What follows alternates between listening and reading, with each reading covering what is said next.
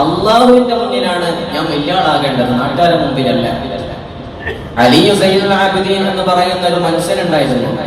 അദ്ദേഹം വഫാത്തായി പോയപ്പോ ആ മദീന നാട്ടിലുള്ള 100ഓളം വരുന്ന വീടുകളിലേക്കുള്ള ഭക്ഷണ കിറ്റ് കൊണ്ടുപോകുന്ന ഏർപ്പാട് നിലച്ചുപോയി. അപ്പോഴാണ് മനസ്സിലായത് ആളുകൾക്ക്, ഈ മനുഷ്യനായിരുന്നു ഇത്രയും കാലം ഞങ്ങൾക്ക് ഭക്ഷണ കിറ്റ് എത്തിച്ചു തന്നത് എന്ന്.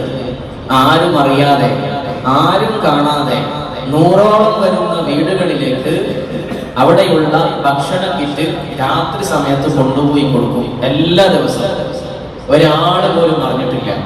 വാട്സപ്പിൽ വന്നില്ല, ഒരു പത്രകോളങ്ങളിലും പേര് വന്നില്ല. പിന്നെ എങ്ങനെയാണ് മനസ്സിലായത്? മൂപ്പര് മരണപ്പെട്ടു പോയി. അദ്ദേഹത്തെ കുളിപ്പിക്കാൻ എടുക്കുന്ന സമയത്ത് അദ്ദേഹത്തിന്റെ ചുമരിന്റെ ഒരു ഭാഗത്ത് ഒരു കറുത്ത അടയാളം. അതെന്തിന്റെ അടയാളം എന്നറിയോ? അന്നത്തെ ഭക്ഷ്യവസ്തുക്കള് ഇങ്ങനെ താങ്ങി പിടിച്ചു കൊണ്ടുപോയി അവിടെ വെച്ച് വെച്ച് വെച്ച് വെച്ച് ആ ചുമരിൽ ഒരു അടയാളം എന്നതാണ്. അപ്പോഴാണ് നാട്ടുകാർക്ക് മനസ്സിലായത്, ഇത്രയും കാലം ഞങ്ങളെ സേവിച്ചത് ആരായിരുന്നു? അലി സൈനുൽ ആബിദീൻ എന്നവരായിരുന്നു. അതുകൊണ്ട് പ്രകടനപരതയുടെ കാലഘട്ടമാണ്. ഇബാദത്തുകൾക്ക് വളരെയധികം സൂക്ഷ്മത നൽകേണ്ടുന്ന കാലഘട്ടമാണ്.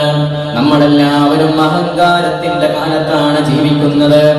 എന്ത് അവകാശമാണ്, എന്ത് അർഹതയാണ് അഹങ്കരിക്കാൻ നമുക്കുള്ളത്?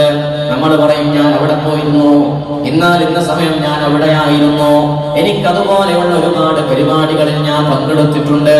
വലിയ വായിൽ വലിയ വർത്തമാനമാണ് നമ്മൾ പറയുന്നത്.